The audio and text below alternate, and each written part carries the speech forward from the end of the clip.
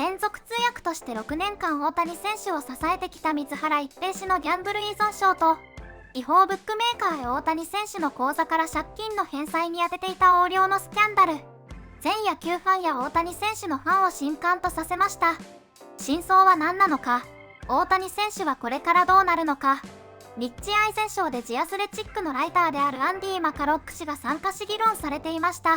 All right, let's get the latest and some insight on what's going on with Shohei Ohtani and everything about this nutty story from the senior writer for The Athletic and the author of The Last of His Kind, a biography on Clayton Kershaw that's going to be available on May the 7th. Andy McCullough, good to speak with you, Andy. Hey, thanks for having me. You bet, Andy. So let's get right to it. What is the latest, as far as you could tell, with the Shohei Ohtani gambling scandal that appears to be? We're in a bit of a holding pattern, I think, and it might be in that sort of state for a little while, just because with the way that, Major League Baseball is saying that, Ohtani is not facing any sort of discipline. They're reticent to say he's, even under investigation. I think, based on there's competing narratives out there, right? The terrific story from, Tisha Thompson at ESPN from a couple of days ago, outlined two basically timelines presented by Ippei Mizuhara, who's Ohtani's interpreter, who, sort of admitted to gambling with an illegal bookmaker in Southern California. And in the first version of the story, Ohtani paid off the debts, basically as a favor. And in the second version of the story, a day later, Mizuhara recanted and basically said Ohtani knew nothing about any of it, wasn't aware it was, of all of it. It's all his fault. And subsequently, Ohtani's camp, said that Ohtani was a victim of massive theft. They're sort of moving forward and, having, the federal authorities look into that. They haven't even said exactly which authority will be, they're pursuing charges with, but they are made clear that they are pursuing charges against Mizuhara for the alleged theft. And so, it's kind of going to grind on for a little bit while there's just this weird sort of void of no one really knows what's going on, right? Yeah, exactly. So how would Ohtani face no discipline with $4.5 million of his dollars winding up in the hands of a Southern California illegal bookmaker under federal indictment? I guess the only way that I might have answered my own question to you, Andy, is that's where suddenly everyone in his camp says, no. Forget everything that the interpreter told Tisha Thompson in his first interview. He's a thief. Is that the reasoning, do you think, behind the change in story? Well, I can't speak to that. I mean, that I can't explain why the story changed, but certainly the story changing is very interesting, to say the least. And yeah, I mean, the reason that he is not considered under investigation is, the way Major League Baseball has framed it is it's possible he's the victim of a massive theft, as he and his legal team are alleging. And so in that case, you're investigating him for theoretically being the victim of a crime. But they're very clearly, they're monitoring the situation.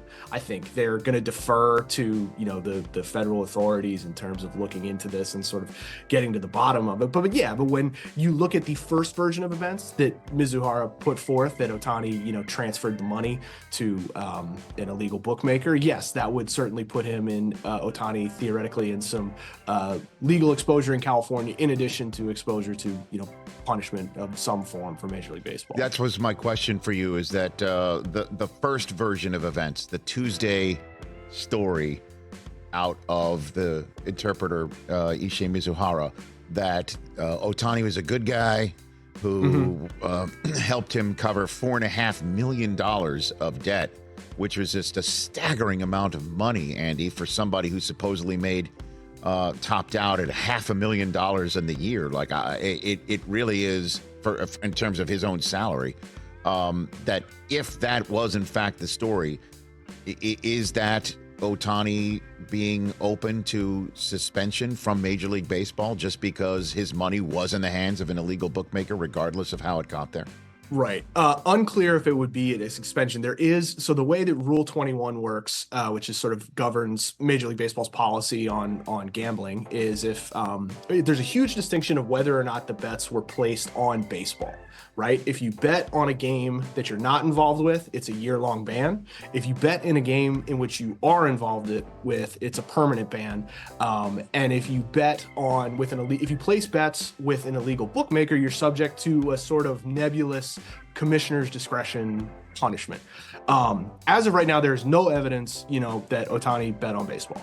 Mizuhara did say that in the account that he subsequently recanted, but he did say, there's no one has come forth and said there's any evidence linking Ohtani or Mizuhara or anyone involved in this to betting on baseball. But if it is proven that he, paid off debts with an illegal bookmaker, then it gets into a gray area of how do you interpret the third prong of Rule 21. It is paying off a debt the same as placing a bet, et cetera, et cetera. But it would put him in, some sort of jeopardy there. The most recent precedent that the league office has pointed to is a player named Jared Cozart, who was fined in 2015 for placing some illegal bets on non-baseball, but that was, a fine. This is obviously a much higher profile case, and I think there's a lot of confusion, or at least speculation from people around the sport about why the league is not being more aggressive in saying that he's under investigation. And their stance is that he says he's a victim of a crime, so we shall see. And I guess we're going to find out just how well Ohtani can block out noise for the first time in his career. Negative noise, right? I mean, there's always been people pulling him in so many different directions. I know he is active on Instagram, or he's out there, and he'll see all the memes and all the jokes, and the fact that there is a guy, and honestly, a guy named Betts in front of him in the lineup, and so I hadn't thought about that. It's all out there, Andy, and so what the Dodgers, I guess, were the first ones to kind of keep the reporters at bay. What is next here? They've got a series with the Angels this weekend, don't they, for spring training before it all starts? Yes, the Freeway Series, and then spring training then the regular season will kick off later in the week. Yeah, it's going to be a circus. It was already going to be a circus. I was there at Camelback Ranch, covering the Dodgers a little bit this spring, and it was already very crowded, very intense, a ton of attention. And now you take a player who was already an international superstar and merited so much attention, and you throw a national scandal on top of that. I think it's going to be a bit more of a challenge than it would have been just in a normal season, but it's the timeline of how quickly this will move, how much information will come out at what pace. So it's just hard to know right now, because it's somewhat of a bit of an unprecedented situation. Well, how soon, last one for you, Andy, how soon do you think until a certain 82-year-old resident of, I believe, Las Vegas, Nevada, who once upon a time resided in Cincinnati, Ohio, raises his head and comments? Where is Peter Edward Rose in this whole situation, Andy? Because I suspect you could find him. I mean, if you just reached out to his people, he'd sure be happy to come on the show. That's an interesting thought. But don't you think he's got some thoughts? And I think even though it's patently unfair to say that this is exactly what Ohtani has done, but there's so many unanswered questions, and nature abhors a vacuum. When is he going to pop up? Give it time. It's like it's not Groundhog's Day, because that doesn't always happen. I don't know. I think it is interesting, that this story occurs as Major League Baseball, along with so many other sports leagues, just become more entangled in the world of gambling and accepting money from bookmakers and things like that, to having sponsorships. And you turn on a television and you see all these ads. I mean, my phone is just lit up constantly with ads for betting on stuff. And I don't I play poker, but I don't like sports bet, and so I'm just getting flooded. And so I think that it's a really it's a bit of a slippery slope, and you're starting to see some of the ramifications of it, and that you can see how even folks who have access to significant income can get enmeshed in it. とても悲しいショッキングなニュースです。水原氏の第一証言は誤りであり、送金については大谷選手は知らなかったとのことで、大谷選手は被害者という説が有力となりました。長年一緒にいたビジネスパートナーでもある友人に裏切られ、大谷選手のショックも計り知れないものがあるでしょう。それでもそれを知った第2戦ではヒットと犠牲フライ、あわやホームランかと思われた特大の当たりも放ちました。